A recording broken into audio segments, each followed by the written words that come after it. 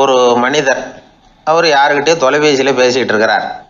கொஞ்சம் தூரத்தில் நாம் நிற்கிறோம். எட்டத்தில் இருந்துக்கிட்டு அவரை கவனிக்கிறோம். அவர் ஃபோனில் பேசுகிறத, அவர் பேசுகிற வார்த்தைகள் என்ன அப்படிங்கிறது நம்ம காதில் விழலை. ஆனாலும் அவர் பேசிக்கிட்டு இருக்கிறது நல்ல செய்தியா கெட்ட செய்தியா அப்படிங்கிறத நம்மளால் யூகிக்க முடியும். மகிழ்ச்சியான செய்தியை பேசும்போது முகம் மலருது, புன்னகை போக்குது. இதில் ஒன்று நீங்கள் கவனிக்கணும். தொலைபேசியில் நாம் பேசுகிறப்போ நம்மோட பேசுகிறவர் எதிரில் இல்லை. அவர் தொலைபேசி வழியாக நம்ம குரலை மட்டும்தான் கேட்க போகிறார். நம்ம முகத்தை அவர் பார்க்க போகிறதில்ல. அப்படி இருந்தும் அப்போ நம்ம முகம் ஏன் மலரணும் அப்படின்னா இதுதான் உடல் மொழி, பாடி லாங்குவேஜ் அப்படின்னு சொல்கிறாங்க. நம்ம அறியாமலேயே நம்ம உடம்பு செய்திகளை தெரிவிக்குது பாருங்கள், அதுதான் உடல் மொழி. ஒரு மனிதர் தொலைபேசியில் பேசிக்கிட்டு இருக்கிறத நீங்கள் தூரத்தில் இருந்து கவனிச்சுக்கிட்டே அவர் நண்பரோட பேசுகிறாரா, மனைவியோட பேசுகிறாரா, குழந்தையோட பேசுகிறாரா, இல்லை மேல் அதிகாரிகிட்ட பேசுகிறாரா, அல்லது அவருக்கு கீழே பணிபுரிகிறவர்கள்கிட்ட பேசுகிறாரா அப்படிங்கிறத கண்டுபிடிக்கலாம். அதுக்கு காரணம் அவருடைய உடல் மொழி. இந்த உடல் மொழி கூட நம்ம வாழ்க்கையின் முன்னேற்றத்துக்கு பயன்படும். இதை பற்றியெல்லாம் கூட சில நிபுணர்கள் ஆராய்ச்சி பண்ணி பார்த்துருக்குறாங்க. அவங்க சில விவரங்களை சொல்கிறாங்க. குறிப்பாக ஒருத்தர் தன்னுடைய நாற்காலியில் கிட்டத்தட்ட படுத்துக்காத குறையாக உட்காந்துருக்கிறாருன்னு வச்சுக்கோங்க. எதிர இருக்கிறவர் பேசுறது அவருக்கு பிடிக்கலன்னு அர்த்தமா. தலையை சொரிஞ்சிக்கிறது, வேறு வேறு திசைகளில் பார்க்குறது, கொட்டாவி விடுறது, கால்களை மாற்றி போட்டு உட்கார்றது, களைப்பாக கை விரல்களை அப்படியே பின்னிக்கிறது, அடிக்கடி கடிகாரத்தை பார்க்குறது, இப்படிலாம் ஒருத்தர் பண்ணிக்கிட்டு இருக்கிறாருன்னா நாம் கூடிய சீக்கிரம் அந்த இடத்த விட்டு எழுந்திரிச்சு வந்துடுறது நல்லது. ஏன்னா இதெல்லாம் அவருடைய சலிப்பு, சோர்வு, ஆர்வமின்மை இதுக்கு அடையாளங்கள். நம்முடைய பேச்சு அவரை சலிப்படைய வச்சுட்டுதுன்னு அர்த்தம். அவர் ரொம்பவும் சோர்ந்து போயிட்டாருன்னு பொருள். நம்முடைய பேச்சில் அவருக்கு ஆர்வம் இல்லைன்னு அர்த்தம். அதே நேரத்தில் நாற்காலியின் நுனியில் அமர்ந்து உடலை முன்னுக்கு நகர்த்தி எதிர இருக்கிறவரின் கண்களை பார்த்துக்கிட்டே பேசினாலும் சரி அல்லது பேச்சை கேட்டாலும் சரி, உங்கள் பேரில் மற்றவங்களுக்கு உள்ள பிடிப்பு அதிகரிக்கும். நாம் எப்படிப்பட்டவருங்கிறத நம்ம உடம்பும் நடை உடை பாவனையும் அடுத்தவங்களுக்கு காட்டி கொடுத்துரும். உங்கள் உடம்பு, உங்கள் பார்வை, நடை, உட்கார்ற விதம் இதை வச்சுக்கிட்டே நீங்கள் பொறுப்புள்ளவரா, முரடரா, அலட்சியமானவரா, மரியாதை தெரிஞ்சவரா, அடக்கமானவரா, நம்பிக்கைக்கு உரியவரா, நாணயம் இல்லாதவரா, பயந்தவரா, திறமைசாலியா, அப்பாவியா அப்படிங்கிறதையெல்லாம் கண்டுபிடிச்சிடலாம். அதனால் இந்த உடல் மொழியை புரிஞ்சுக்கிட்டு நம்மளை கொஞ்சம் சரிப்படுத்திக்கிட்டோம்னா வாழ்க்கையில் சுலபமாக பல காரியங்களை சாதிக்க முடியும். ஒரு மனநல மருத்துவமனை, அங்கே ஒருத்தர் ஒரு நாற்காலியில் உட்காந்துக்கிட்டு கார் ஓட்டுறது மாதிரி அப்படி பாவனை பண்ணிகிட்டு இருந்தார். ஸ்டேரிங்கை திருப்புறது மாதிரி, பின்னாடி வர்ற வண்டியை நிற்க சொல்கிறது மாதிரி, அப்புறம் இவர் ஒதுங்கிக்கிட்டு அவருக்கு வழி விடுறது மாதிரி, இப்படிலாம் சேட்டைகள் பண்ணிக்கிட்டு இருந்தார் மனநல மருத்துவமனையில். இதை பார்த்துக்கிட்டு இருந்த ஒருத்தர் பக்கத்தில் இருந்த இன்னொருத்தர்கிட்ட கேட்டார், இவர் ஏன் இப்படி பண்ணுறாரு, இவருக்கு ஏன் அப்படி வந்தது நிலைமை அப்படின்னு சொல்லி அவர் விசாரித்தார். அப்போ அவர் விவரம் சொன்னார். வேற ஒன்றும் இல்லைங்க, இவருக்கு கார் ஓட்டணும்னு ஆசை ரொம்ப காலமாக, அது நிறைவேறாமல் போயிட்டுது. அதுக்கப்புறம் அவர் மனநோயாளியாக மாறிட்டார். இங்கே அழைச்சிட்டு வந்தாங்க. இங்கே அழைச்சிட்டு வந்ததுலேருந்து அப்படி தான் பண்ணிகிட்டு இருக்கிறார். அப்போ கார் ஓட்டுறது மாதிரிலாம் பாவனை பண்ணிகிட்டு இருப்பார், திருப்புறது மாதிரி பண்ணுவார், பின்னாடி வர்றவங்களுக்கு இடம் விடுவார், இப்படிலாம் செய்கிறார் அப்படின்னு விவரம் சொன்னாங்க. நீங்கள் சொல்லப்படாதா, இப்போ நீங்கள் கார் ஓட்டல, வெறும் நாற்காலியில் தான் உட்காந்துருக்குறீங்க அப்படின்னு நீங்கள் சொல்லப்படாதா அவருக்கு அப்படின்னு கேட்டாங்க. அது முடியாதுங்க. ஏன்னா அந்த காரை கழுவுறதுக்காக அவர் தினமும் எனக்கு 10 ரூபா கொடுத்துக்கிட்டு இருக்கிறார் அப்படின்னாராம் அங்கே வேலை செஞ்சுக்கிட்டு இருந்த ஒருத்தர். அதனால் வாழ்க்கையில் நாம் இந்த உடல் மொழியை புரிஞ்சுக்கணும். உடல் மொழிங்கிறது இப்போ ஆரம்பத்தில் சொன்னது மாதிரி அந்த தொலைபேசியில் பேசுகிறவங்கள தூரத்திலேருந்து பார்த்தாவே அவர் யாருக்கிட்ட பேசுகிறார், என்ன பேசுகிறாருன்னு தெரியும். நம்ம முகத்தை நல்லா வச்சுக்கணும். உடல் மொழியை நம்ம புரிஞ்சுக்கிட்டு பயன்படுத்த ஆரம்பித்தோம்னா எந்த முயற்சி பண்ணினாலும் அதில் வெற்றி நிச்சயம். ஊரில் ஒரு சிற்பி இருந்தார். சிற்பின்னா அவர் ரொம்ப திறமையுள்ளவர். அதாவது எங்கேயாவது ஒரு கல் கிடந்தா போதும், அதை அப்படியே எடுத்துகிட்டு வருவார். கொஞ்ச நாள் கழித்து அவர் இடத்துக்கு போய் பார்த்தா அழகாக ஒரு சிற்பம் உட்காந்துருக்கும். இந்த கல்லாக கிடந்தது சிற்பமாக மாறி இருக்கும். அந்த அளவுக்கு பண்ணிவிடுவார் அப்பேற்பட்ட சிற்பி. எப்படிங்க அவ்வளவு மோசமான ஒரு கல்லில் இருந்து இவ்வளவு அழகாக ஒரு சிற்பத்தை உங்களால் வடிக்க முடிஞ்சுது அப்படின்னு கேட்டால், அது ஒன்றும் பெரிய விஷயம் இல்லைங்க. இந்த சிற்பம் ஏற்கனவே அந்த கல்லுக்குள்ளே இருந்தது. இதை சுற்றி இருக்கிற வேண்டாத பகுதிகளெல்லாம் உளியால் கொத்தி எடுத்துவிட்டேன், அவ்வளவுதான் என் வேலை. உடனே உள்ளே இருந்த இது வெளியில் வந்துட்டுது அப்படிம்பார். அந்த அளவுக்கு திறமைசாலி. ஒரு சின்ன பாறை இல்லைன்னா கருங்கல்ல பார்த்துட்டாருன்னா போகிறோம், விடமாட்டார். அந்த கல்லோட அமைப்பை கவனித்து பார்த்துட்டு இதுக்குள்ளே ஒரு வீரன் ஒளிஞ்சிருக்காம்பார். அவர் கண்ணுக்கு தெரியும். இந்த கல்லுக்குள்ளே ஒரு துறவி உட்காந்துருக்காரும்பார். நமக்கெல்லாம் வெறும் கல்லாக தான் தெரியும். இந்த கல்லுக்குள்ளே ஒரு நடன மங்கை நடனம் ஆடிக்கிட்டு இருக்கா அப்படிம்பார். உடனே அந்த கல்லை கொண்டுகிட்டு வருவார். அவர் சொன்னது மாதிரியே உள்ளே இருக்கிற அவங்களையெல்லாம் வெளியில் கொண்டுகிட்டு வந்துடுவார். அதாவது வேண்டாத பகுதிகளெல்லாம் கொத்தி எடுத்துருவார். அவர் மொழியில் சொல்லப்போனால் இந்த சிற்பிக்கு ரொம்ப நாளாக மனசுக்குள்ளே ஒரு ஆசை.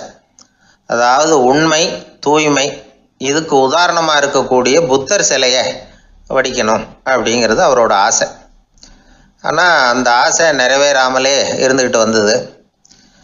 அதுக்கு என்ன காரணம்னா, அதுக்கு தகுந்த மாதிரி ஒரு கல் கிடைக்கல.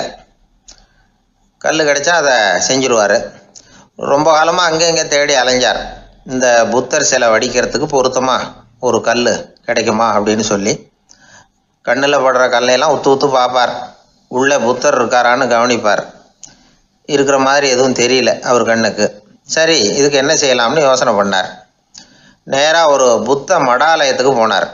அங்கே இருக்கிற ஒரு புத்த துறவியை சந்தித்தார். அவர்கிட்ட விசாரித்தார், சுவாமி, புத்தரின் தூய்மை ஒளிஞ்சிருக்கிற அந்த கல் எங்கே கிடைக்கும் அப்படின்னார். அந்த கல் இருக்கிற இடம் எதுன்னு இன்னமும் உங்களுக்கு தெரியலையா அப்படின்னு கேட்டார் துறவி. இல்லைங்க, அதுக்காகத்தான் அலைஞ்சிக்கிட்டு இருக்கிறேன் அப்படின்னார் இவர். சரி, கவலைப்படாதீங்க, ஏன் கூட வாங்க காட்டுறேன் அப்படின்னு அழைச்சிட்டு போனார். எங்கே போனார்னா, அந்த மடாலயத்தின் பின்பக்கம் போனாங்க. 2 பேரும் போனாங்க. அங்கே போய் பார்த்தா அங்கே ஒரு கிணறு இருந்தது. என்ன அது, நாம் கேட்டது கல், இவர் அழைச்சிட்டு வந்து காட்டுறது கிணறு அப்படின்னு இவருக்கு சந்தேகம். ஒரு மாதிரியாக பார்த்தார். அவர் சொன்னார், துறவி எட்டி பாருங்க உள்ள அப்படின்னாரு.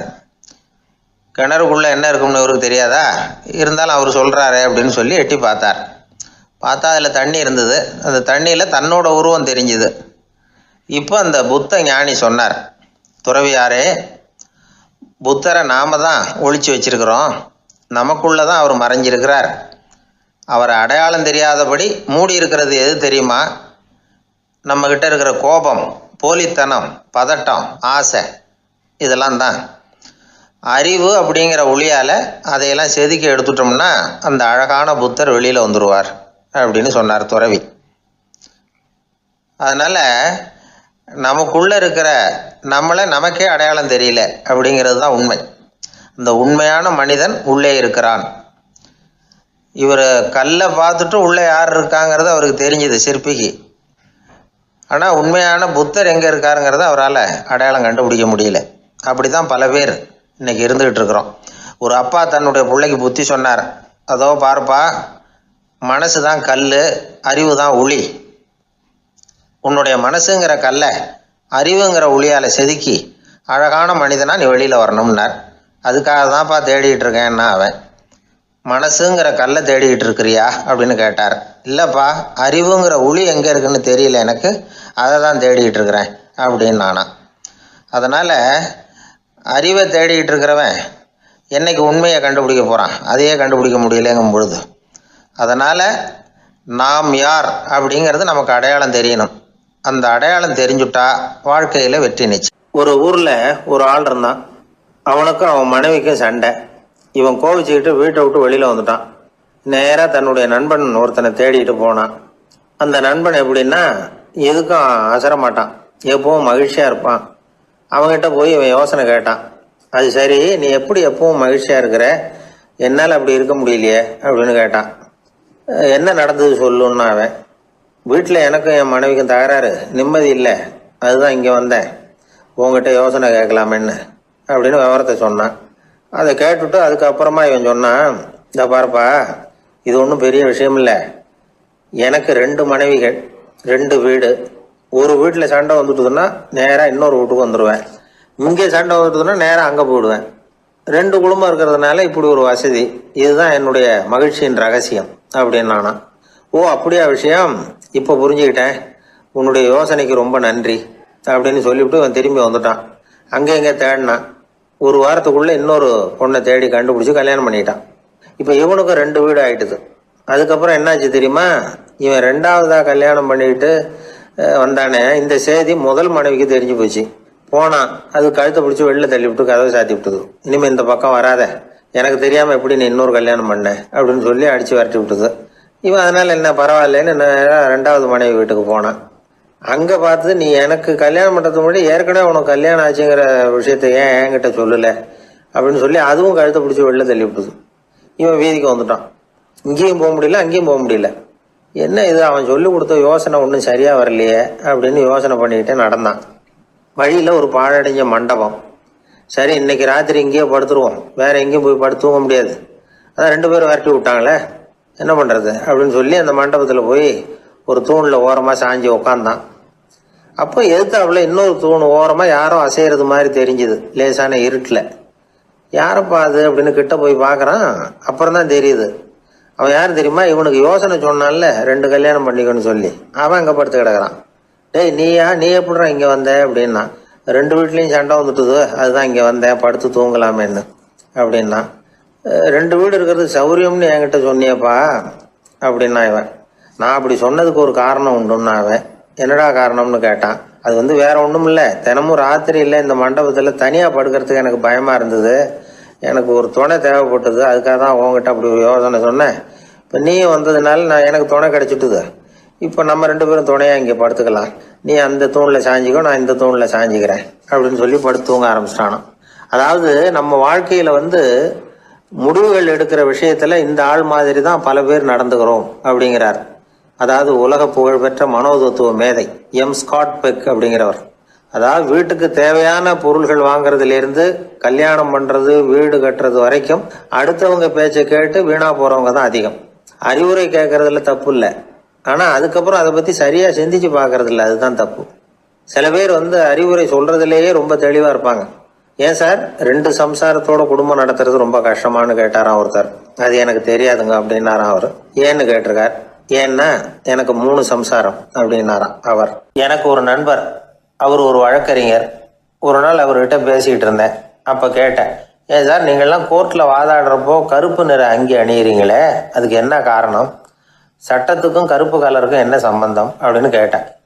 அது ஒரு சுவாரஸ்யமான கதைன்னார் அவர். சொல்லுங்களேன் அப்படின்னு அவர் சொன்னார்.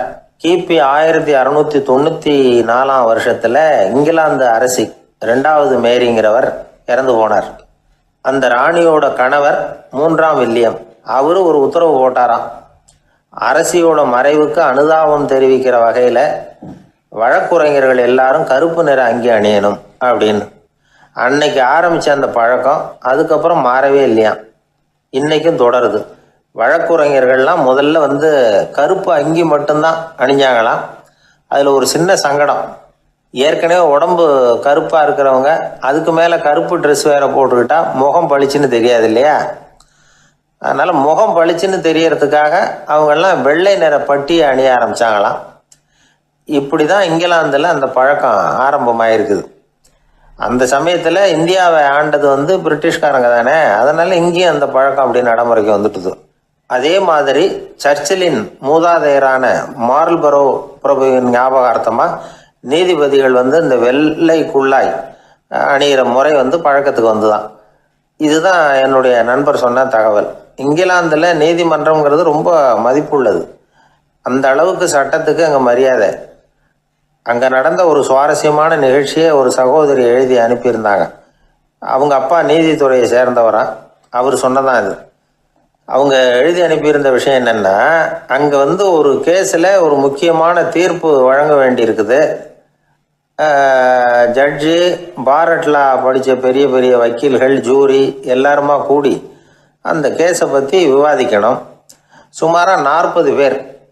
இதுக்காக கோர்ட்டு ஹாலில் விசேஷ சேம்பரில் நுழையிறதுக்கு முன்னாடி அவங்களெலாம் தங்களுடைய கோட்டு தொப்பி எல்லாத்தையும் கழட்டி அங்கே நின்றுக்கிட்டு இருந்த ஒரு அட்டெண்டர்கிட்ட கொடுத்துட்டு உள்ளே போனாங்க. அந்த ஆள் படிக்காதவர். அவர் ஒவ்வொருத்தர் கொடுக்குறதையும் வாங்கி அங்கே அப்படியே ஒரு இடத்துல அடுக்கி வைக்கிறார். அப்படியே வாங்கி உள்ளே வச்சுக்கிட்டு இருக்கிறார் ஒவ்வொரு இடத்துல. அது அவரோட வேலை. உள்ளே போன ஜட்ஜி, வக்கீல், ஜூரி எல்லாரும் ரொம்ப நேரமாக அந்த கேஸை பற்றி விவாதிக்கிறாங்க. ஒரு நாள் பூரா ஆயிட்டுது. அவ்வளவு தீவிரமாக அக்கு வேறு ஆணி வேறையாக பிச்சு உதறி இருக்கிறாங்க. ஒரு வழியாக 13 மணி நேரம் கழித்து வெளியில் வந்திருக்கிறாங்க. ஒவ்வொருத்தராக வர வர அந்த அட்டெண்டரும் அவங்கவுங்க கோட்டு தொப்பியை அவங்கக்கிட்ட எடுத்து ரொம்ப மரியாதையாக திருப்பி கொடுத்துக்கிட்டு இருக்கிறார். கடைசியாக ஜட்ஜ்மெண்ட்லாம் எழுதி முடிச்சுட்டு ரொம்ப திருப்தியோடவும் களைப்போடவும் வெளியில் வந்துக்கிட்டு இருக்கிறாராம். இந்த ஆள் அவருடைய மேல் கோட்டையும் தொப்பியையும் எடுத்து அவர்கிட்ட ரொம்ப மரியாதையோடு நீட்டினாராம். ஜட்ஜுக்கு ரொம்ப ஆச்சரியம். இந்த ஆள் எப்படி இவ்வளவு பேரோட கோட்டு தொப்பி எல்லாத்தையும் ஞாபகம் பேசகாமல் திருப்பி கொடுக்குறார் அப்படிங்கிறது அவருக்கு ஆச்சரியம். அதனால் அவர் அந்த ஆளை பார்த்து கேட்டாராம், ஏப்பா இந்த கோட்டை கொடுக்குறியே, இது என்னோடது தானா, என்னோடது தான்னு உனக்கு எப்படி தெரியும் அப்படின்னாராம். இதுக்கு அந்த பியூனு ரொம்ப பதவிசாக பதில் சொன்னாராம், ஐயா இந்த கோட்டு ஹேட்டை உங்ககிட்ட வாங்கி மாட்டினேன், இப்போ திரும்ப உங்ககிட்ட தரணும், தந்துட்டேன், இதுதான் என்னோட வேலை, மற்றபடி இது உங்களோடதா இல்லையா அப்படிங்கிறதெல்லாம் எனக்கு தெரியாதுங்க அப்படின்னாராம். ஒரு நண்பர்கிட்ட பேசிக்கிட்டு இருந்தேன். அவருடைய உறவினர் ஒருத்தர் ஒரு நேர்முக தேர்வுக்கு போயிருந்தாராம், இன்டர்வியூக்கு. ரொம்பவும் பொறுப்பாகவும் கவனமாகவும் செயல்பட வேண்டிய பதவிக்கான நேர்காணல் அது. இவர் எழுத்து தேர்வில் ஏராளமான மதிப்பெண்கள் வாங்கிவிட்டார். அதனால் அதை பற்றி கவலை இல்லை.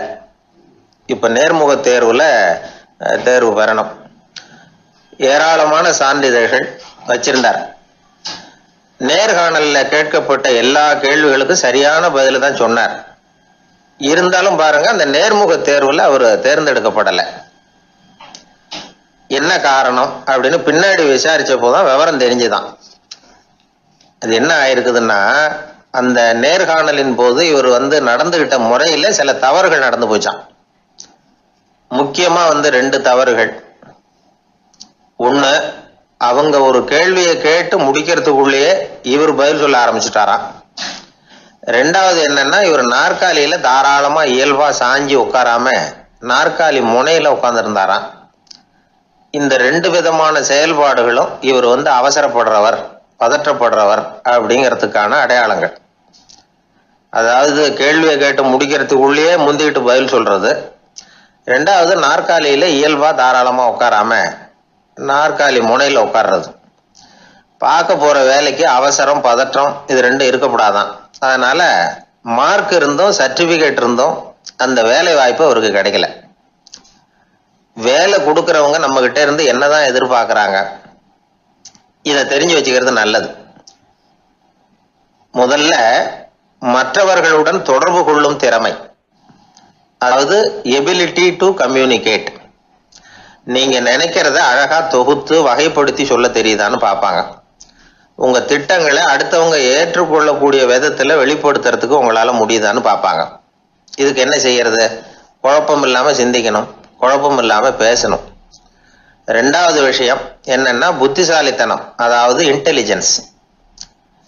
ஏத்துக்க போற வேலையை நல்ல விதமா செய்ய முடியுமா உங்களால, அதை எந்தெந்த வழியில செய்யலாம் அப்படிங்கிறத உங்களால தீர்மானிக்க முடியுமா, அந்த வேலைக்கான புது புது யோசனைகளை உங்களால சொல்ல முடியுமா அப்படின்னு பார்ப்பாங்க. இது இன்டெலிஜென்ஸ். மூணாவது தன்னம்பிக்கை, அதாவது செல்ஃப் கான்ஃபிடன்ஸ். உங்களுக்கு அது உண்டா அப்படிங்கிறத கவனிப்பாங்க. எந்த சூழ்நிலையையும் சமாளிக்கணும், எப்படிப்பட்ட மனிதர்களையும் சமாளிக்கிற தைரியம் வேணும், அடுத்தவங்களை நமக்கு சாதகமா திருப்பக்கூடிய தன்னம்பிக்கை வேணும். நாலாவது பொறுப்புகளை முன்வந்து ஏற்றுக்கொள்ளுதல், வில்லிங்னஸ் டு அக்செப்ட் ரெஸ்பான்சிபிலிட்டி. பொறுப்புகள்ல இருந்து நழுவி போக ஆசைப்படாம செஞ்சு முடிக்கணும். அஞ்சாவது முன் வருதல், இனிஷியேட்டிவ். வேலையோட முக்கியத்துவம் உணர்ந்து அதை ஏத்துக்கிட்டு தகுந்த நடவடிக்கைகளை தயங்காம எடுக்கிறதுக்கு முன் வரணும். ஆறாவது என்னன்னு கேட்டீங்கன்னா தலைமைத்துவம், லீடர்ஷிப். 4 பேருக்கு தலைமை தாங்கி நல்ல விதத்துல நடந்துக்க தெரியுதா.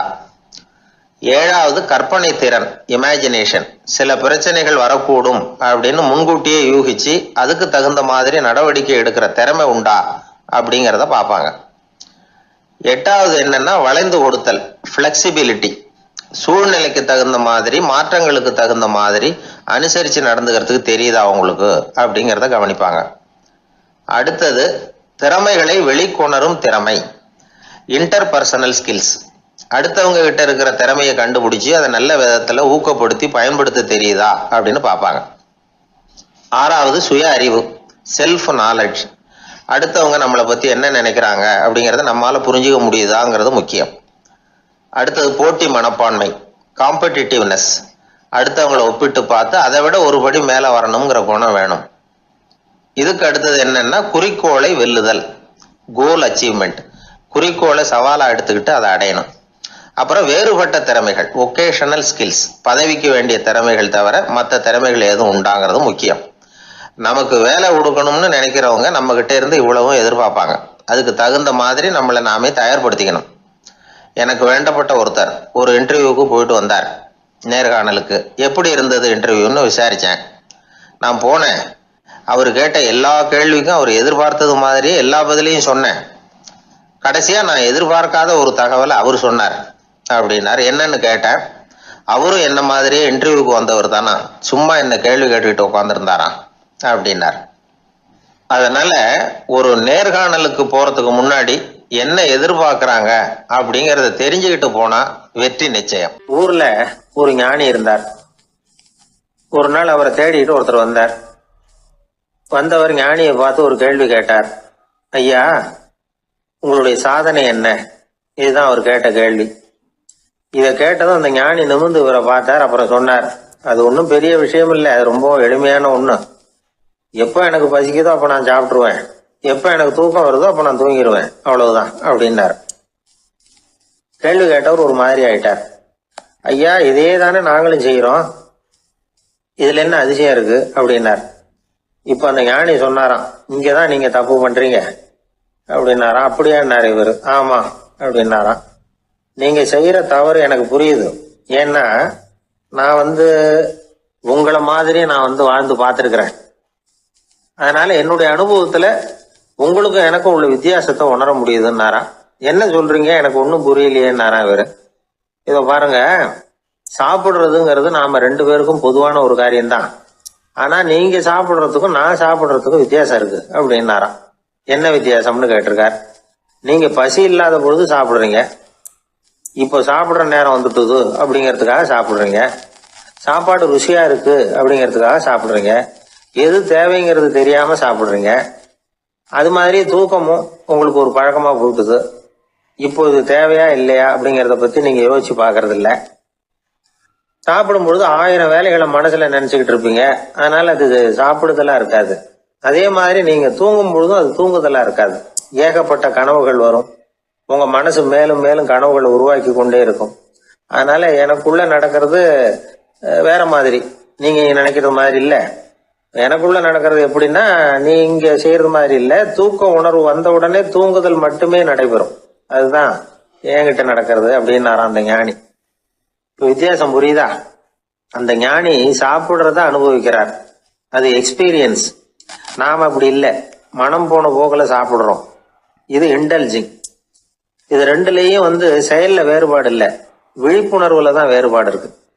அவர் சாப்பிடும் பொழுது ஒரு சாட்சி மனோபாவத்தோட சாப்பிடுறார். எவ்வளவு தேவையோ அவ்வளவுதான் சாப்பிடுறார்.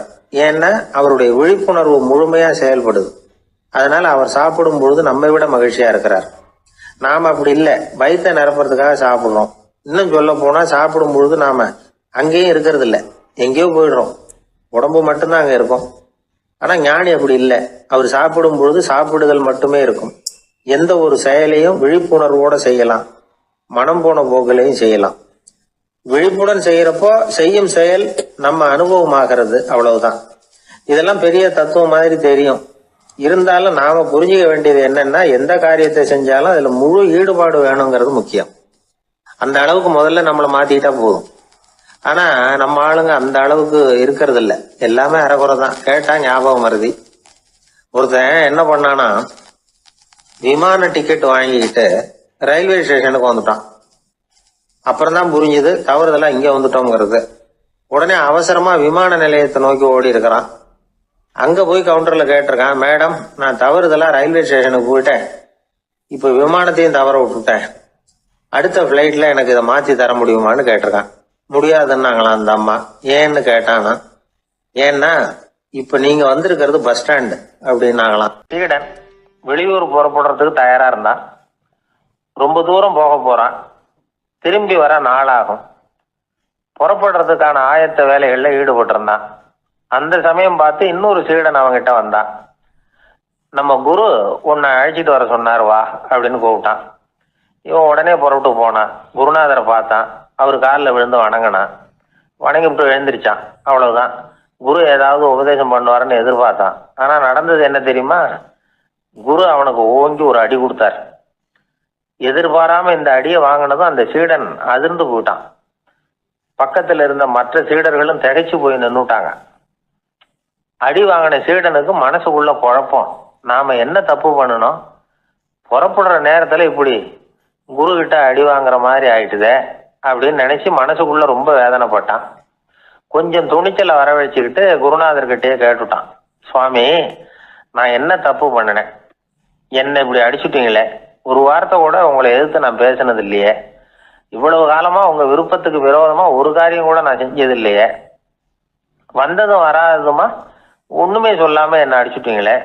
குருவே, நான் செஞ்ச குற்றம் தான் என்ன அப்படின்னு கண்ணீரோட பரிதாபமா கேட்டானா அந்த சீடன். ஆனா அந்த குரு முகத்துல கொஞ்சம் கூட கோபம் இல்லை. அவர் சிரிச்சுக்கிட்டே நின்றுகிட்டு இருந்தாராம். அதுக்கப்புறம் சொன்னாராம், என்னுடைய அருமை சீடனே, நீ ஒரு தவறும் பண்ணல. நான் உன்னை அடிச்சது நீ ஏதோ தப்பு பண்ணிவிட்டேங்கிறதுக்காக இல்லை. நீண்ட பயணம் போக போற. ஞாபகமா ஏதாவது கொடுத்து அனுப்ப வேணாமா? நீ ஞானம் பெற்ற பிறகுதான் திரும்பி வரப்போறேங்கிறது எனக்கு தெரியும். அதுக்கு பிறகு உன்னை வந்து அடிக்க முடியுமா? அதனால இப்ப கிடைச்சிருக்கிற இந்த வாய்ப்பை பயன்படுத்திக்கிட்டேன். அப்போதைக்கு இப்பவே அடிச்சுட்டேன், அவ்வளவுதான், வேற ஒண்ணும் இல்லை அப்படின்னாராம். குரு சிரிச்சுக்கிட்டே இப்படி சொல்றார். இருந்தாலும் இதுவும் ஒரு உபதேசம் தான். அதிர்ச்சிகளால வந்து விழிப்படைய வைக்கிறதும் ஒரு வழிதான். இது வந்து ஜென் வழி. பெரும்பாலும் அதிர்ச்சியின் மூலமாகவே ஞான தரிசனத்தை அருள்கிறவர்கள் தான் ஜென் குருமார்கள். நம்ம தியானம் தான் ஜென். இந்தியாவிலிருந்து இது சீனாவுக்கு போய் கொஞ்சம் பேர் மாறி வளம் பெற்று ஜப்பான்ல ஜென் ஆகி வளர்ந்துருக்குது, அவ்வளவுதான். ஜென்கிறது தியானம். எதை நினைச்சும் தியானிக்கிறது இல்லை, எல்லாத்துலயும் தியானம் இருக்கிறதா சொல்லுது ஜென். பேசுறது, இருக்கிறது, நடக்கிறது, சாப்பிடுறது, சிரிக்கிறது, தூங்குறது, தொழில் செய்கிறது அல்லது சும்மா இருக்கிறது எல்லாமே தியானம் தான். ஜென்கிறது ஒரு சுய தரிசனம். தன்னைத்தானே அடையாளம் கண்டுகொள்ளுகிறது தான் அது. இல்லாத எதையும் தேடி கண்டுபிடிக்கிறது இல்லை. சென் மார்க்கத்தை பத்தி ஓஷோ என்ன சொல்றாரு தெரியுமா? காணாமல் போன தன்னுடைய மூக்கு கண்ணாடி தன்னுடைய மூக்கின் மேல் இருப்பதை கண்டுகொள்வது போன்றது சென் அப்படிங்கிறார். நம்மால் இன்னொருத்தர் முகத்தை ரொம்ப நேரமா உத்து பார்த்துக்கிட்டு இருந்தார். என்ன பாக்குறீங்கன்னாரு அவரு. நீங்க போட்டிருக்கீங்களே மூக்கு கண்ணாடி, அதை தான் பாக்குறேன்னாரு இவரு. நீங்க அப்படி பாக்குறதுக்கு விசேஷ காரணம் ஏதாவது உண்டான்னு கேட்டார் இவர். உண்டுன்னார். என்னன்னு கேட்டார். நேத்திக்கு காணாம போன என்னோட மூக்கு கண்ணாடி அது அப்படின்னாராம் இவர். ஒருத்தன் தன்னுடைய நண்பனை வழியில பார்த்தான். என்னப்பா லெட்டர் போட்டுனே கிடைச்சதா அப்படின்னா. ஓ கிடைச்சதேன்னா அவன். இவன் உடனே ஏன்டா போய் சொல்ற, நான் உனக்கு லெட்டரே போடல, சும்மா தான் கேட்டேன், உடனே கிடைச்சிட்டுதுங்கிறியே அப்படின்னா. லெட்டர் போட்டேன்னு நீ போய் சொல்றப்போ அது கிடைச்சதுன்னு நான் போய் சொல்லக்கூடாதா அப்படின்னானா அவன். இப்படிப்பட்டவங்க சில பேர் இருந்தா கூட இன்னைக்கு கடிதம் மூலமா தொடர்பு கொள்ளாதவங்க இருக்கவே முடியாது.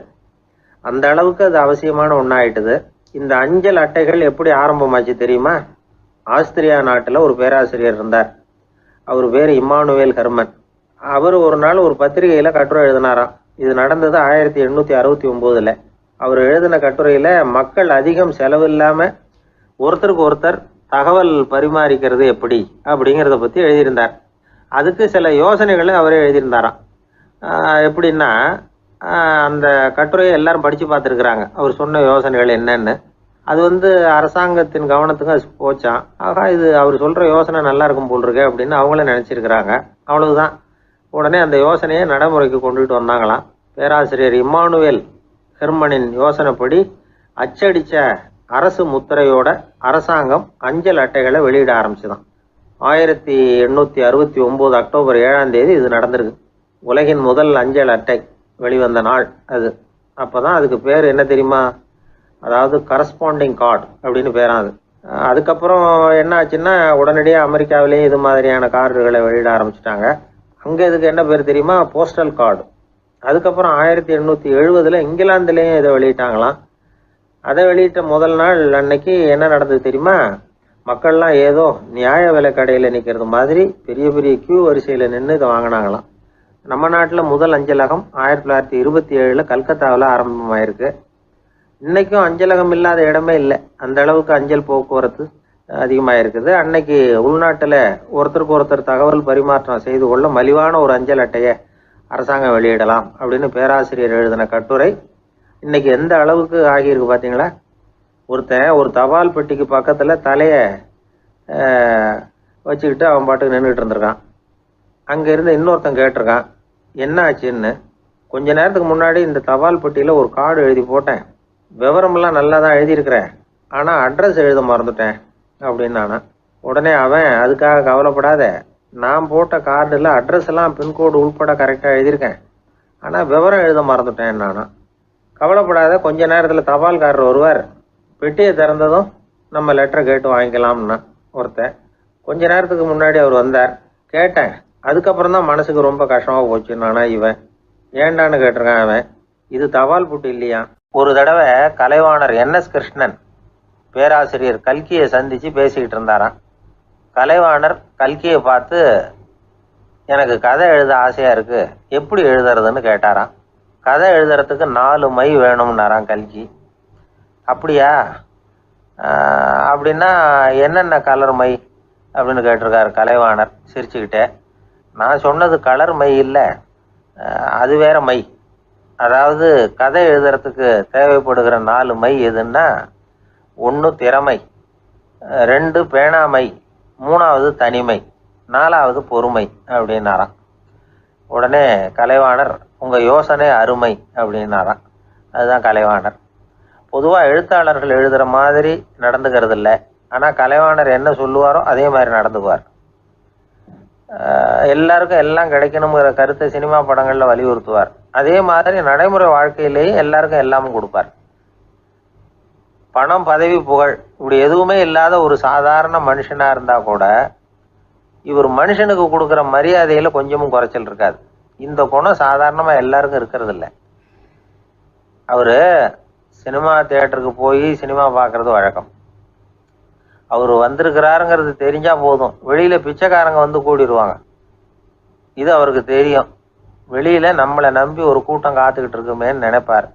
உடனே ஒரு 100 ரூபா நோட்டை கொடுத்து சில்லறையாக மாற்றிட்டு வர சொல்லுவார். படம் முடிஞ்சு வெளியில் வர்றப்போ சில்லறையோடு வருவார். எல்லாருக்கிட்டையும் கொடுத்துருவார். ஏன்னா எல்லாரும் தேடிட்டு வருவாங்க அவரை.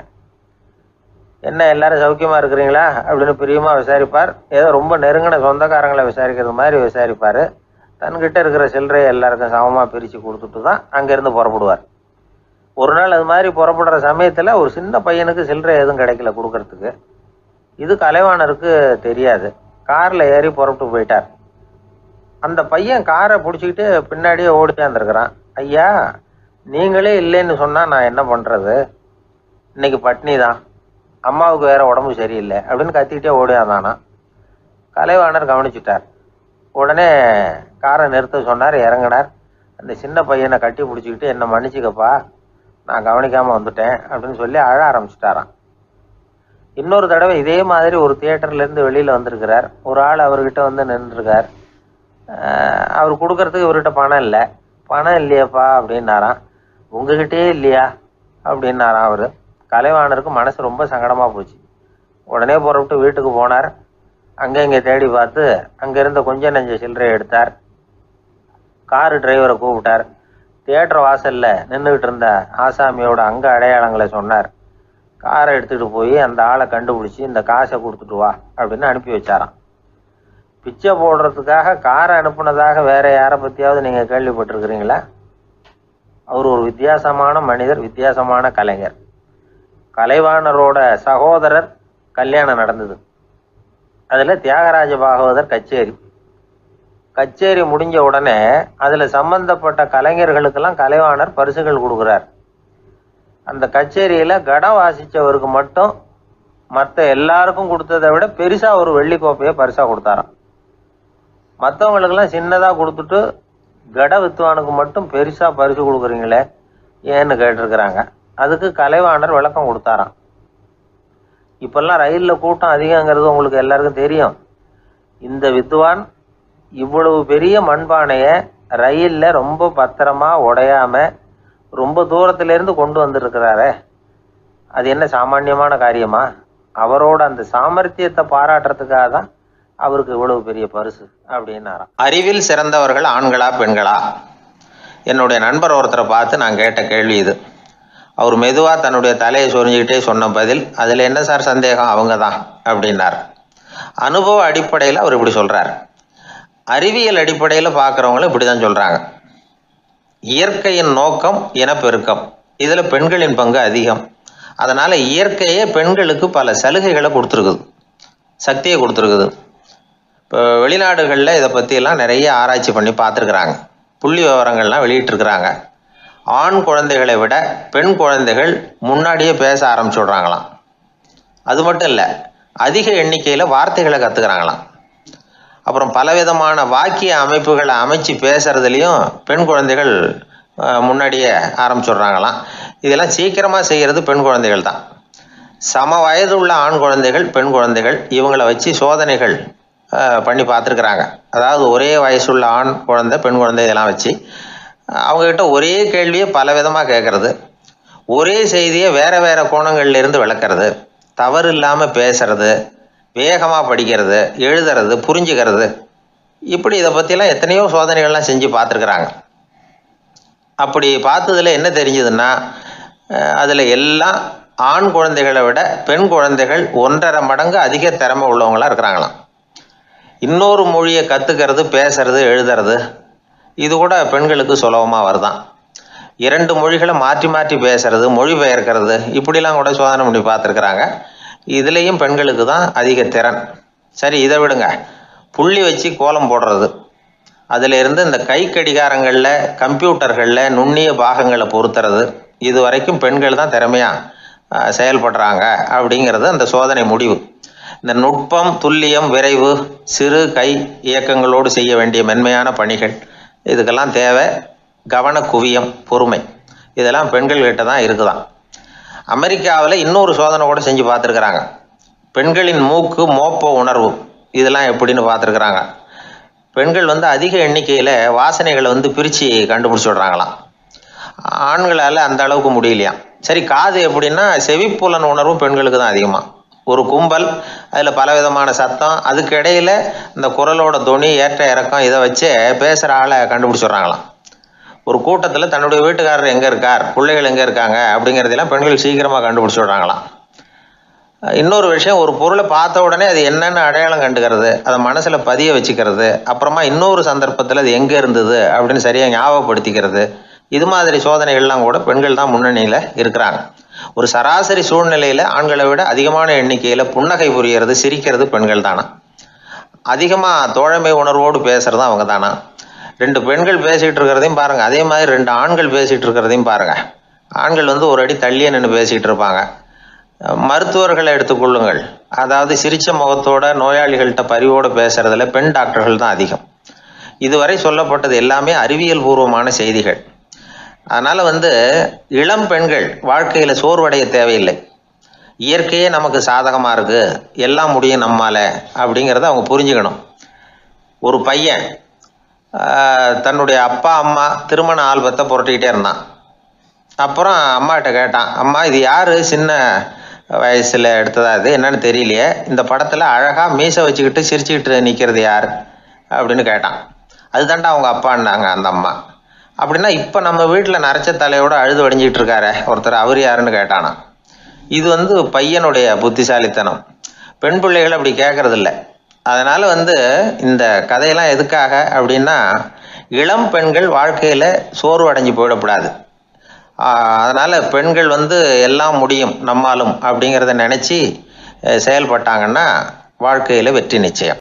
ஒருத்தங்க கூட நாம் சண்டை போடுறோம், அதில் நாமளே ஜெயிச்சு விட்றதா வச்சுக்குவோம்.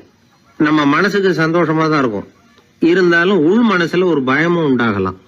தோற்று போனவன் சும்மா இருப்பானா? அவன் மறுபடியும் எப்போ சந்தர்ப்பம் வரும்னு எதிர்பார்த்துக்கிட்டு தானே இருப்பான். அதனால வெற்றியின் ஒரு பக்கம் சந்தோஷமா இருந்தாலும் இன்னொரு பக்கம் பயமா தான் இருக்கும். ஒரு மன்னன் இருந்தான், நிறைய பேரோட அவன் சண்டை போட்டான், ஜெயிச்சான், பல நாடுகளை வென்றான். அதனாலேயே அவன் மனசுக்குள்ள ஒரு பயம் உண்டாயிட்டுது. பகை மன்னர்கள் எல்லாம் படையெடுத்துக்கிட்டு வந்துட்டா என்ன பண்றது அப்படிங்கிற பயம். எல்லாரும் இப்ப இருக்கிற இந்த மாளிகையை கைப்பற்றிக்கிட்டா என்ன பண்றது அப்படின்னு யோசனை பண்ணா நடுங்க ஆரம்பிச்சிட்டான். ஏன் ஒரு மாதிரியா இருக்கிறீங்க அப்படின்னு கேட்டார் அமைச்சர். இவன் விவரத்தை சொன்னான். 2 பேருமா சேர்ந்து ஒரு திட்டம் போட்டாங்க. அதன் பிரகாரம் ஒரு பெரிய மாளிகை ஒண்ண புதுசா கட்டினாங்க. அதுக்கு ஜன்னல்லாம் எதுவும் கிடையாது. உள்ள போறதுக்கு வெளியில வர்றதுக்கு ஒரே ஒரு கதவு மட்டும்தான் உண்டு. அதை தவிர அந்த மாளிகைக்கு வேற எந்த வழியும் கிடையாது. ஒரு சின்ன துவாரம் தெரிஞ்சா கூட அதையும் சுத்தமா அடைச்சுட்டாங்க. ஒரே ஒரு கதவு வச்சானே, அந்த வழியை பாதுகாக்கிறதுக்கும் ஏராளமான வீரர்களை காவலுக்கு நிறுத்தி வச்சிருக்கிறாங்க. இவ்வளவும் பண்ணி முடிச்சதுக்கு அப்புறம் தான் அந்த மன்னனுக்கு மனசு திருப்தியா இருந்துதான். ஒரு நாள் அந்த ராஜாவும் அமைச்சரும் அந்த ஒரு கதவு வழியா வெளியில வந்திருக்கிறாங்க மெதுவா. என்ன அமைச்சரே, எப்படி நம்ம ஏற்பாடு அப்படின்னு அட்டகாசமா சிரிச்சுக்கிட்டே கேட்டானா ராஜா. அபாரம்னார் அமைச்சர். அவர் வேற என்ன சொல்லுவார். இவங்க 2 பேரும் இப்படி பேசிக்கிட்டதை அங்க வீதி ஓரமா உட்கார்ந்து இருந்த ஒரு பெரியவர் கேட்டுட்டு அவரு சிரிச்சாராம். அவரு சிரிக்கிறத பார்த்தும் மன்னனுக்கு கோவம் வந்துட்டுது. அதை பார்த்ததும் ஏன்பா சிரிக்கிறேன்னு கேட்டிருக்கார். அதுக்கு அந்த பெரியவர் சொன்னாராம், ரொம்பவும் புத்திசாலித்தனமா தான் இந்த மாளிகையை கட்டி இருக்கிறீங்க, ரொம்ப பாதுகாப்பா தான் இருக்குது, இருந்தாலும் ஒரு குறை தெரியுதுன்னார். என்னன்னு கேட்டார் அவரு. வேற வழியே வைக்காம மாளிகை கட்டின நீங்க என்னத்துக்காக ஒரே ஒரு வழி மட்டும் வச்சிருக்கிறீங்க, அந்த வழியா எதிரிகள் நுழைஞ்சுட்டா என்ன பண்ணுவீங்க அப்படின்னார். என்ன பண்றதுன்னார் அவரு. அதையும் ஒரு கருங்கல் சுவர் எழுப்பி சுத்தமா அடைச்சு விடுங்க, அதுதான் நல்லது. அதுக்கப்புறம் எதிரிகள் பயம் கொஞ்சம் கூட இல்லாம நீங்க உள்ள உட்காந்துக்கலாம், அதுதான் ரொம்ப பத்திரம் அப்படின்னார். மன்னன் யோசனை பண்ணி பார்த்தான். பளிச்சுன்னு ஒரு யோசனை தோணுச்சு. அது சரி, நீங்க சொல்றது மாதிரி அந்த ஒரு வழியையும் அடைச்சுட்டா இந்த மாளிகைங்கிறது ஒரு கல்லறை மாதிரி ஆயிடுமே அப்படின்னாராம்.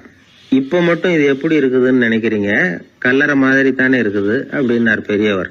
எதிரி உங்களை சாகடிக்கலைன்னாலும் நீங்களா ஒரு நாள் சாகத்தானே போறீங்க அப்படின்னார். அதுக்கப்புறம் கொஞ்சம் விளக்கமும் கொடுத்தார்.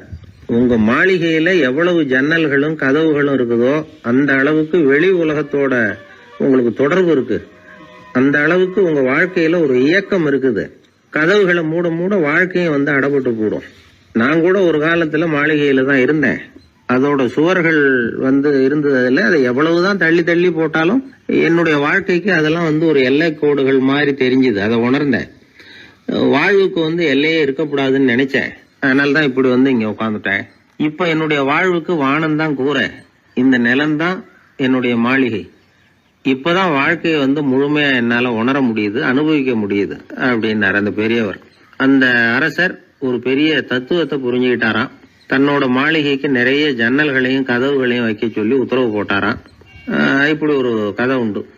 ஒரு சுடுகாட்டுல ஒரு கல்லறைக்கு மேல கால் போட்டுக்கிட்டு உட்காந்துக்கிட்டு இருந்தான் ஒருத்தன். அந்த வழியா போன ஒருத்தர் அவனை பார்த்து கேட்டாராம், ஏப்பா இப்படி பேய் பேசாசு நடமாடுற இந்த மயானத்துக்கு கல்லறைக்கு மேல உட்கார்ந்து இருக்கிறியே அப்படின்னு கேட்டாராம். எவ்வளவு காலம் தாங்க உள்ளேயே இருக்கிறது, ஒரே புழுக்கமா இருந்தது, அதுதான் காத்து வாங்கலாம்னு வெளியில உட்கார்ந்து இருக்கிறேன் அப்படின்னு நானா. அந்த எப்பவும் சுத்தமா இருக்கணும், அதுதான் நல்லதுன்னு ஒருத்தர். நான் அப்படித்தான் சார் இருக்கிறேன், தினம் 2 வேளை சோப்பு போட்டு குளிக்கிறேன் இன்னொருத்தர். உடம்பு மட்டும் சுத்தமா இருந்தா போதாது சார், மனசும் சுத்தமா இருக்கணும்னாரு அவரு. மனசை சுத்தப்படுத்துறதுக்கு என்ன சோப்பு சார் போடலான்னு கேட்டாரு இவர். ஆன்மீகம்ங்கிற சோப்பு தான் அதுக்கு பொருத்தம்னாரு அவர். ஆன்மாவை மேம்படுத்துகிற ஒரு முயற்சி தான் ஆன்மீகம்ங்கிறது. அந்த முயற்சியை எப்படி பண்றது? மனசுக்குள்ள குந்தி இருக்கிற வேண்டாத விருந்தாளிகளை எல்லாம் வெளியேற்றணும். வேண்டாத விருந்தாளிகள்ல முக்கியமான ஒருத்தர் யாருன்னா அவர் பேரு பொறாமை. இவரு நம்ம மனசுக்குள்ள இருக்கிற வரைக்கும் நாம நிம்மதியா இருக்க முடியாது. ஒரு குருநாதர் இருந்தார், அவர்கிட்ட 2 சீடர்கள் இருந்தாங்க. 2 பேரும் ஆரம்பத்துல ஒருத்தருக்கு ஒருத்தர் நல்லபடியா தான் பழகிட்டு இருந்தாங்க. ஆனாலும் என்னமோ தெரியல, கொஞ்ச நாள்ல இந்த 2 பேர்ல ஒருத்தன் மனசுக்குள்ள பொறாமைங்கிற விருந்தாளி உட்கார ஆரம்பிச்சுட்டார். அந்த சீடனும் அதுக்கு இடம் கொடுத்துட்டான். குரு கிட்ட தான் நல்ல பேர் வாங்கணும் அப்படின்னும் தன்னுடைய நண்பன் கெட்ட பேர் வாங்கணும் அப்படின்னு அவனுக்கு ஒரு ஆசை வந்துட்டுது. என்ன பண்ணலாம்னு யோசனை பண்ணான். ஒரு நாள் விடியற் காலையில எழுந்திருச்சான். நேரா குரு கிட்ட போய் அவர் முன்னாடி நின்னான். குருவே, என்ன பாருங்க, நான் எவ்வளவு சீக்கிரமா எழுந்திருச்சு குளிச்சு முடிச்சுட்டு உங்களை வணங்குறதுக்காக நிக்கிறேன். ஆனா அவன் இருக்கானே இன்னமும் கண்ணு முழிக்கவே இல்ல, தூங்கிக்கிட்டே இருக்கிறான், தூங்கு மிஞ்சி அப்படின்னா. குருநாதர் நிமிந்து பார்த்தார். அப்படியா? அப்படின்னா நீயும் கூட அவன மாதிரியே தூங்கி இருந்தா நல்லா இருந்திருக்குமேன்னார் ரொம்ப பொறுமையா. என்னது, நாம எவ்வளவு தீவிரமா ஒரு விஷயத்த சொல்றோம், அதுக்கு நம்ம குருநாதர் ரொம்ப பொறுமையா இப்படி சொல்றாரு அப்படின்னு நினைச்சான். ஆச்சரியமா அவரை பார்த்தான். குருநாதர் சொன்னார், ஆமாப்பா, நீயும் தூங்கிக்கிட்டு இருந்திருந்தா அடுத்தவனை பத்தி குறை சொல்றதுக்கு இங்க வந்திருக்க வேண்டிய அவசியம் இருந்திருக்காது, அதனால அப்படி சொன்னேன் அப்படின்னாராம். சீடன் யோசிக்க ஆரம்பிச்சான். அர்த்தம் புரிஞ்சது. உடனே பொறாமைய மனசுல இருந்து தூக்கி எறிஞ்சுட்டானாம். மனசு சுத்தமாயிட்டு. மனசுக்குள்ள இருந்து விரட்ட வேண்டிய இன்னொரு விருந்தாளி, அவர் பேர் கோபம். சினம் தன்னையே கொன்னுடும் அப்படிங்கிறார் வள்ளுவர். கோபத்துக்கு மனசுல இடம் கொடுக்காத சில பெரியவர்களும் உண்டு. ஒருத்தர் இருந்தார். அவர் ஒரு சமயம் கோதாவரி நதியில போய் குளிச்சுட்டு திரும்பி வந்துட்டு இருக்கிறார். ஒரு பெரியவர் வர்ற வழியில ஒரு மரத்து மேல உட்கார்ந்திருந்த ஒருத்தன் அவர் மேல துப்பி போடுறான். இவர் உடனே திரும்பி போய் மறுபடியும் குளிச்சுட்டு வர்றார். அப்பவும் துப்புறான். அவர் கோவப்படல, பேசாம மறுபடியும் திரும்பி போய் குளிச்சுட்டு வர்றாரு. இப்படி பல தடவை நடந்துகிட்டே இருக்குது. ஒரு கட்டத்துல இந்த ஆளு தோத்து போய் அவர் காலிலேயே விழுறான். ஆச்சரியப்பட்டு கேக்குறான், அது எப்படிங்க நீங்க கோவப்படாம இருக்கிறீங்களே, அது எப்படி அப்படின்னா, அதுக்கு அந்த பெரியவர் சொன்னாராம், நான் கோவப்பட்டிருந்தா என் மனசு அசுத்தமா இருக்கும். உடம்பு அசுத்தமான குளிச்சு சுத்தப்படுத்திக்கலாம், மனச அப்படி சுத்தப்படுத்த முடியாது, அது கொஞ்சம் கஷ்டம் அப்படின்னாராம். ஆக கூடி மனசு அசுத்தமாகாம பாத்துக்க வேண்டியது நம்ம கடமை. மனசை அசுத்தப்படுத்துற இன்னொரு விஷயம் சுயநலம். ஒரு சுயநலவாதி ஆத்துல விழுந்துட்டார், சுழல்ல சிக்கிக்கிட்டார். இன்னொரு சுயநலவாதி கரையில இருந்து இத பார்த்தார். ஒரு கயத்தை தூக்கி போட்டு அதை புடிச்சுக்க சொல்லி கரையில இழுத்து காப்பாத்தினார். அவரு கரையில ஏறின உடனே இவரை பார்த்து, என்ன காப்பாத்தினதுக்காக உங்களுக்கு 50 காசு கொடுக்கலாம்னு பாக்குறேன், ஆனா என்கிட்ட 1 ரூபாயா இருக்கு, சில்லறையா இல்ல அப்படின்னாராம். உடனே காப்பாத்தினவர் இவரை பார்த்து, அப்படின்னா நீங்க இன்னொரு தடவை தண்ணியில விழுந்துருங்க, நான் காப்பாத்துறேன், 1 ரூபாயா கொடுத்துடலாம் அப்படின்னாராம். இப்படிப்பட்டவங்க எல்லாம் எத்தனை தடவை தண்ணியில விழுந்தாலும் மனசு சுத்தமாக போறதில்லை. இந்த உலகத்துல 7 வகையான மனிதர்கள் இருக்கிறாங்களாம். டாக்டர் எட்வர்டு பாஷ் அப்படிங்கிறவர் சொல்றார், மனிதர்களோட மனோநிலை அடிப்படையில அவங்கள 7 வகையா பிரிக்கலாம்ங்கிறார் அவர். அது எப்படி தெரியுமா? முதல் வகை பயந்த குணம் உள்ளவர்கள். சார் ரொம்ப பயந்த சுபாவம், வீட்டுல கூட வாயை திறக்க மாட்டார், சாப்பிட போறப்ப மட்டும்தான் கொஞ்சம் வாயை திறப்பார் அப்படிங்கிறோம்ல, அவங்க எல்லாம் இந்த ரகம். 2வது வகை எப்படின்னா சஞ்சலப்படுகிறவர்கள். எதுக்கு எடுத்தாலும் கலக்கம் குழப்பம், இப்படியே காலம் தள்ளுறவங்க பல பேரை பார்த்திருப்பீங்க, அவங்க எல்லாம் இந்த ரகம். 3வது வகை எப்படின்னா யதார்த்த உலகை மறந்து கற்பனை உலகத்திலேயே மிதக்கிறவங்க. இளைஞர்கள், கவிஞர்கள், இப்படி பல பேர் இருக்கிறாங்க. எப்ப பார்த்தாலும் கற்பனை உலகத்திலேயே மிதந்துகிட்டு இருப்பாங்க. கிட்டத்துல போய் என்னங்க ஒரு மாதிரியா இருக்கிறீங்களே அப்படின்னு கேட்டு பாருங்க, ஒரு அற்ப புழுவை பாக்குறது மாதிரி உங்களை பார்ப்பாங்க. அதுவும் அந்த வானத்தின் நிலா என்னை வாவென்று அழைக்கிறது, எனக்கு விரைவில் ஒரு நாள் சிறகுகள் முளைக்கும், சிறகடித்து பறந்து செல்லுவேன், என் செல்ல நிலாவை கொஞ்சி விட்டு திரும்பி வருவேன், அப்படி இப்படின்னு பேச ஆரம்பிச்சிருவாங்க. கொஞ்சிறது அப்புறம் இருக்கட்டும்ப்பா, இப்ப கஞ்சிக்கு வழிய பாருடா அப்படின்னா அதை காதல வாங்க மாட்டான். 4வது வகை மனிதர்கள் எப்படின்னா தனிமை உணர்வு மிக்கவர்கள்.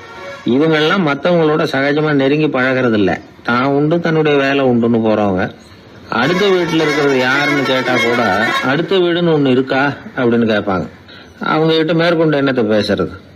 5வது வகை மனிதர்கள் எப்படின்னா மற்றவர்கள் செல்வாக்குக்கு உட்பட மறுப்பவர்கள். அடுத்தவங்க செல்வாக்குக்கு இவங்க ஆட்படுறது இல்ல. நான் யார் தெரியுமா அப்படின்னு கேட்டா அதை தெரிஞ்சுக்கிட்டு எனக்கு என்ன ஆக போகுது அப்படிம்பாங்க. 6வது வகை எப்படின்னா எப்பவும் எதுலயும் பற்று இல்லாம இருக்கிறவங்க. இது ஒரு துறவு மனப்பான்மை. இயல்பாவே சில பேர் இப்படி இருக்கிறது உண்டு, அவங்களுக்கு எதுலயுமே ஒரு ஈடுபாடு இருக்காது. 7வது வகை மனிதர்கள் மத்தவங்க கவலையை தன்னுடையதான் ஆக்கிக்கிட்டு கவலைப்படுறவங்க. இவங்க மகாத்மாக்கள். தான் வேற அடுத்தவங்க வேறன்னு நினைக்கிறது இல்லை. இவங்க அப்படிப்பட்ட எண்ணம் இவங்களுக்கு வர்றதில்லை. அதனால அடுத்தவங்களுக்கு ஒரு கஷ்டம் வந்தா அதை தன்னுடைய கஷ்டமாக எடுத்துக்கிட்டு கவலைப்படுறவங்க இவங்க. ஆக கூடி இப்படி 7 வகையான மனிதர்களை அடையாளம் காட்டுறார் அந்த நிபுணர். நாம இதுல எந்த அகத்துல வர்றோங்கிறத நாம தான் அடையாளம் கண்டுபிடிச்சுக்கணும். எனக்கு தெரிஞ்ச ஒரு மனிதர் உண்டு. அவர் ஒரு வித்தியாசமான டைப்பு. எதையும் பிராக்டிக்கலா யோசிக்கிறவர். எப்பவும் அடுத்தவங்களுக்கு ஒன்றும் பண்ண மாட்டார். ஆனா நினைக்கிறது என்னன்னா அடுத்தவங்களும் நல்லா இருக்கணும், நாமளும் சந்தோஷமா இருக்கணும் அப்படின்னு ஆசைப்படுறவர். அவருக்கு ஒரு சமயம் திடீர்னு உடம்பு சுகம் இல்லாம போட்டுது. டாக்டர் கிட்டத்துல போனார், பணம் கொடுத்தார், வைத்தியம் பார்த்தார். அவரு எழுதி கொடுத்த மருந்து சீட்டம் வாங்கிட்டார். மருந்து கடைக்கு போனாரு, பணம் கொடுத்தாரு, மருந்து வாங்கினார். அதை எடுத்துட்டு வீட்டுக்கு வந்தார். அதுக்கப்புறம் அந்த மருந்து சாப்பிடணும்ல, சாப்பிடல, அப்படியே சும்மா வச்சுட்டார். அவரை பார்த்து கேட்டோம், ஏன் சார் இப்படி பண்றீங்க, வீண் செலவு தானே இது, நீங்க எதுக்காக டாக்டர் கிட்ட போய் பணம் செலவு பண்ணீங்க அப்படின்னு கேட்டாங்க. அது சொல்றாரு, டாக்டர் வாழணும் இல்லையா அதுக்காக. சரி, அதுக்கப்புறம் என்னத்துக்கு மருந்து வாங்கினீங்க அப்படின்னு கேட்டா, மருந்து கடைக்காரர் வாழணும் இல்லையா, அதுக்காக அப்படின்னாரு. சரி, அப்புறம் ஏன் வாங்கின மருந்து சாப்பிடாம வச்சிருக்கிறீங்க அப்படின்னா, நான் வாழணும் இல்லையா அதுக்காக அப்படின்னாராம் அந்த ஆள். ஒரு பூங்கா, அங்க ஒருத்தர் நின்றுட்டு இருக்கிறார், ஏதோ ஆழ்ந்த யோசனையில இருக்கிறார். அந்த பக்கமா இன்னொருத்தர் வந்தார், இவரை கவனிச்சார்.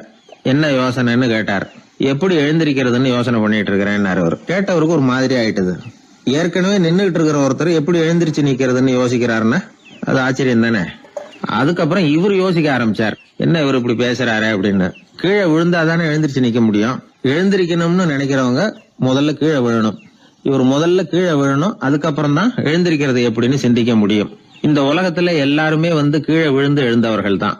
இப்ப இந்த குழந்தை பருவத்துல கீழே விழாம நடைபயில கற்றுக்கிட்டவங்க யாராவது உண்டா?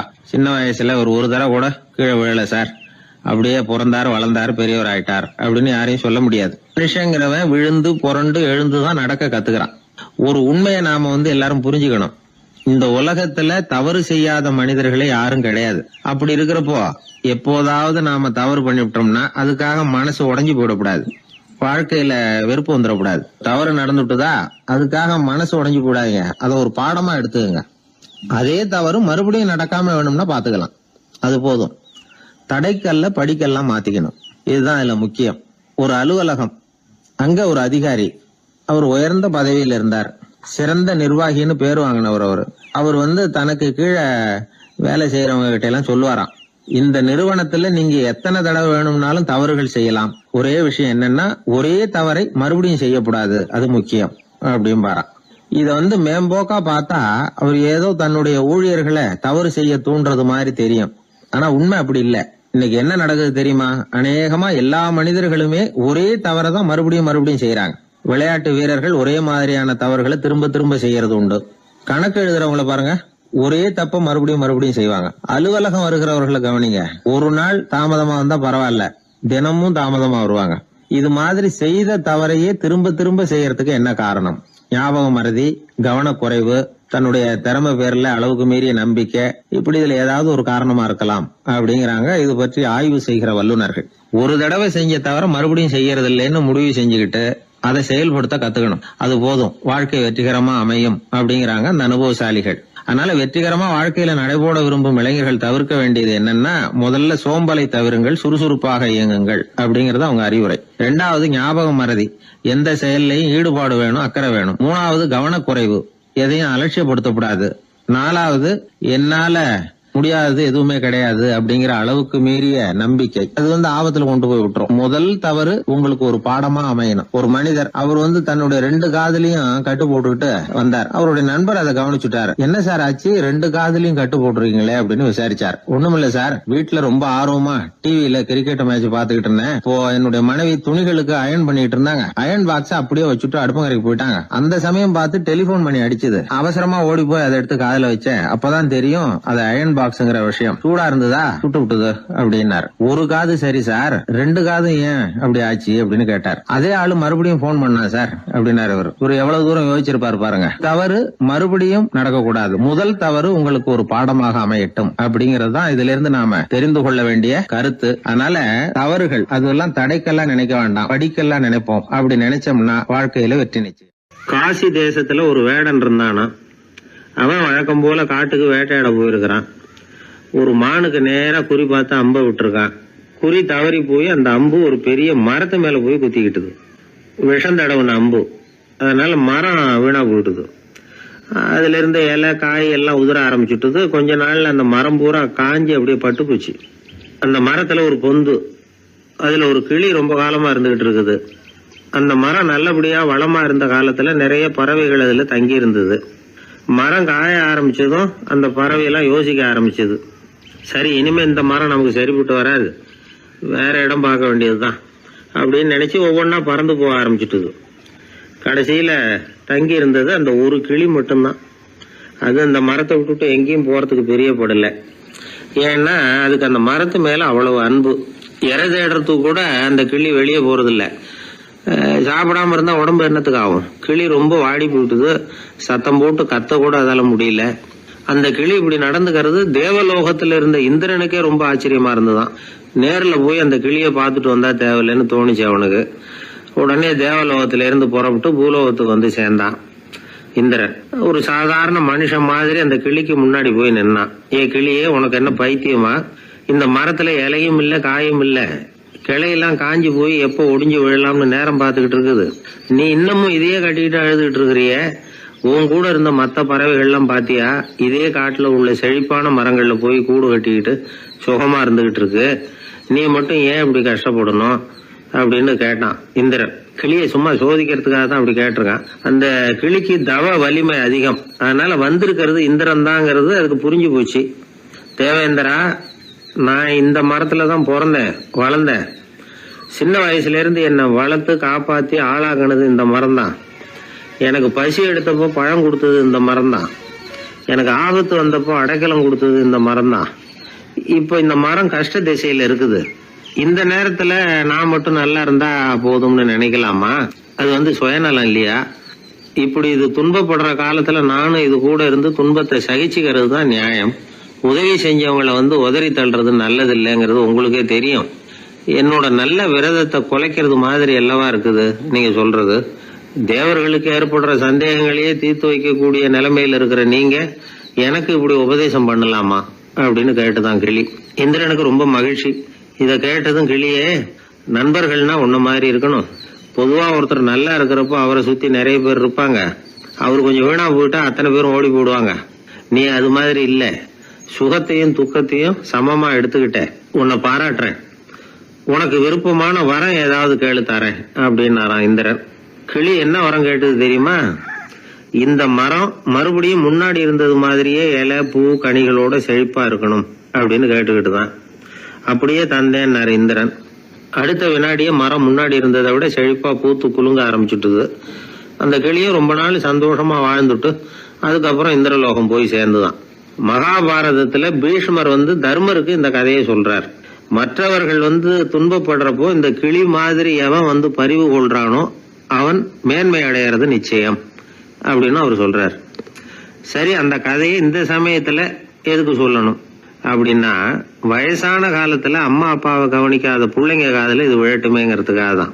மத்தவங்க துன்பப்படுறப்போ பரிவு காட்டினாலே அந்த அளவுக்கு மேன்மை கிடைக்கும்னா, பெத்தவங்க துன்பப்படுறப்போ பரிவு காட்டினா எந்த அளவுக்கு மேன்மைங்கிறத நினைச்சு பார்க்கணும். ஒரு வயசான அப்பா தன்னோட பிள்ளைய பத்தி ரொம்ப மெச்சுக்கிட்டார். என் பிள்ளை எப்பவும் புத்திசாலித்தனமா குடும்பம் நடத்துறான். அவன் சம்சாரம் கோவிச்சுக்கிட்டு பிறந்த வீட்டுக்கு போற அளவுக்கு அவன் நடந்துகிட்டதே இல்லை அப்படின்னார். அப்படிங்களான்னு கேட்டோம் ஆச்சரியமா.